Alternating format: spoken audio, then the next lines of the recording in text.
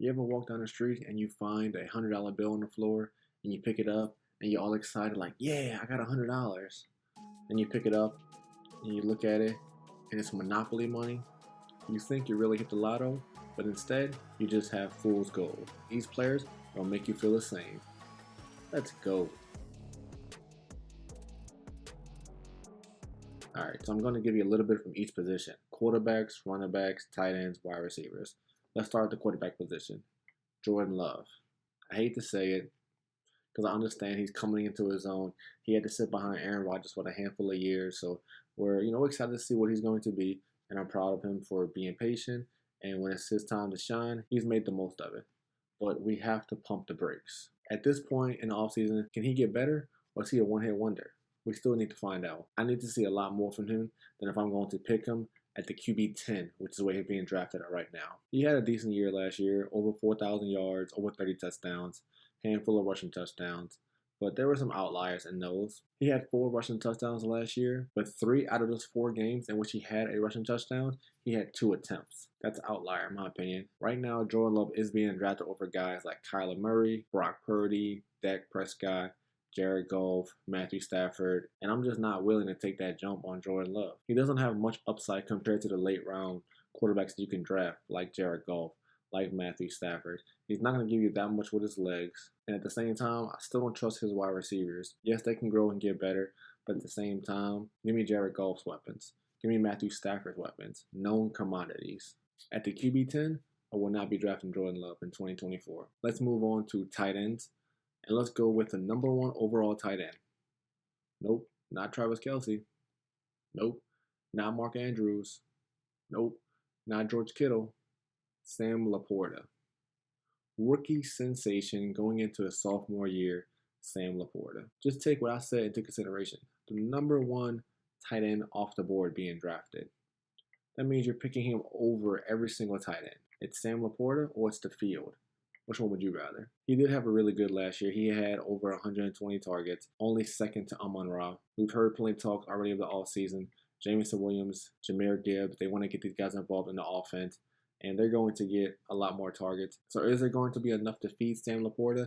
He's going to have a good year, but tight end 1, you need a lot to fall your way. And while we're talking about finishing as a tight end 1, he only finished as a tight end 1 by 9 points, and he's being drafted over every single tight end this year, as if he's done it before, as if he's Travis Kelce, as if he's the next coming. Again, I'm not saying this to hate on Sam Laporta.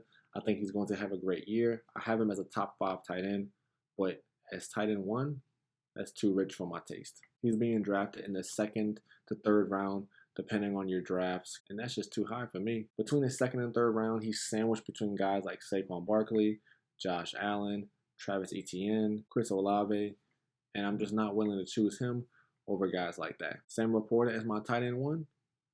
No thank you. Now this might ruffle some feathers, but Puka Nucua at the wide receiver 7 is too rich for my blood. And in my opinion, it's fool's gold. Let's break it down. Is he even the wide receiver 1 in his offense? I'll have a video explaining that, but let's just call it what it is. Let's just take it into consideration just to move along with the conversation. Last year, in 2023, to be the wide receiver 7, you have to have about 100 catches, about 1,350 yards, and 9 touchdowns. Can Puka Nucua get that? I know you're going to say, well, he did it last year, but there are a lot of things that went in his way.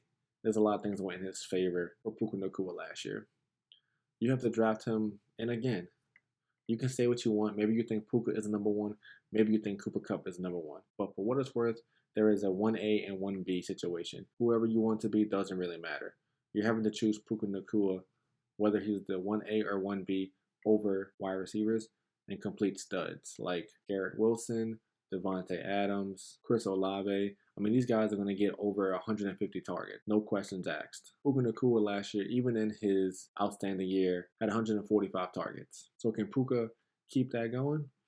We'll see. But my opinion is no. Like I said, Puka Nucua had around 150 targets, but Cooper Kupp only had 95 targets in 12 games.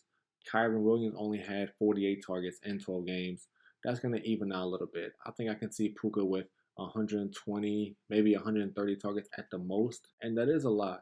But at the same time, as a wide receiver 7, someone you have to draft in the 1st round, I'd rather have guys with more sure value and more sure volume. And you might rather him over guys like Garrett Wilson, Devontae Adams. But what about over certain running backs like Jahmyr Gibbs, Jonathan Taylor, Kyron Williams? Those are some of the guys you have to pick him over at the end of the first round where he's going. And again, no thank you. Another wide receiver who's too rich for my blood is Drake London. Now again, I like Drake London. I think he's going to have a phenomenal year, but where he's being pushed to at ADP is just too high for me. We need to pump the brakes. He's played 2 NFL seasons so far, and he's played 17 games and 16 games. So he's pretty much played every single game and has never amassed over 1,000 yards. And I understand some of that's quarterback play, but at the same time, drafting a wide receiver in the second round for someone who's had 2 touchdowns one year and 4 touchdowns another, not feeling too confident about that. Just like Puka Nucua, is he going to be the top target getter in his offense? We do know Kirk Cousins loves his tight ends. We do know that Kyle Pitts is going to be more involved in the offense this year. What about Bijan? They say he's going to have a CMC type role. That means you're looking at anywhere between 75 to 100 targets. Is there enough to return value to Drake London where he's going? We'll see. Let's look at the schedule for the Falcons the first month. It's very tough. I don't think that you should draft Drake London. I think you should wait, let your league mates draft Drake London, and buy him low. You got Pittsburgh, Philly, the Chiefs, and New Orleans. 4 stout defenses. I think that he's going to start off very slow, and people that draft him at that second round ADP is going to be tempted to get rid of him. Again, he's being drafted ahead of guys like Debo, Chris Olave. At that price, it's too rich for my blood. Let's round it out with some running backs. Everyone's favorite rookie darling, Achane.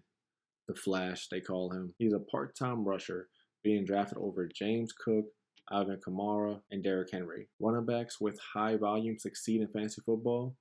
Efficiency does help, but you can't count on it. Not on a week-to-week basis. He averaged 7.8 yards a carry. There was no running back in the NFL with over 100 targets that averaged over 5.4.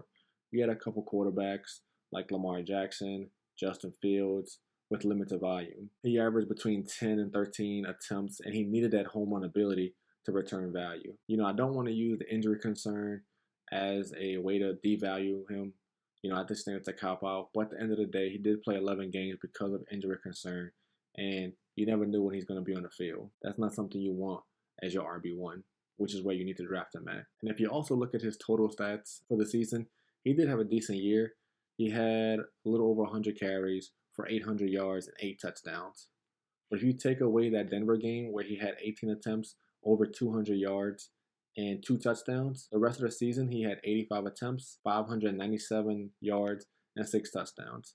That means he averaged about 8.5 carries a game, about 60 yards, and 0.6 touchdowns. That's not going to get it done for my RB1. I'm sorry. I do think he has the explosion and he has the ability to pop off in any single week and really win you the week, but he just has a ton of volatility, and I really don't want that in my RB1 position. If for some reason he slips to second or third round and you could pick up A+ wide receiver and A+ running back, then yeah, maybe so. But where he's going in drafts, he won't be anywhere near my teams, and I advise you do the same. Let your league mates step on that landmine. And last but not least, let's round that out with Josh Jacobs. Will Green Bay run him into the ground like Las Vegas did?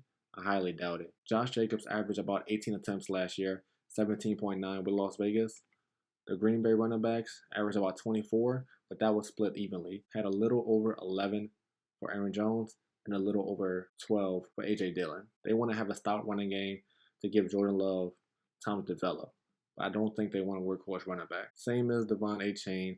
I just trust more running backs at that position, like Derrick Henry, James Cook, Travis Etienne. These are some of the guys you have to draft him over Josh Jacobs. And it pains me saying that because I love Josh Jacobs, but I just don't like his value this year in fantasy football. I highly doubt the Packers are able to sustain a top 10 quarterback and a running back, which is where you have to draft these guys at, like Jordan Love and Josh Jacobs. Does Josh Jacobs even own the goal line?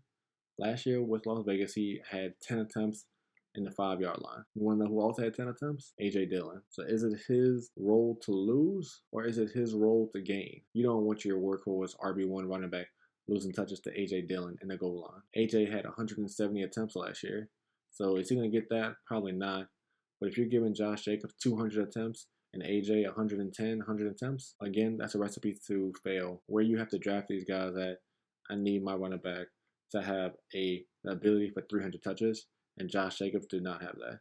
Neither does Devon Achane. So again, these are some of the players that I would not be drafting in fantasy football in 2024. Let your idiot league mates draft these guys instead. If you want my full rankings, the link is below in the description.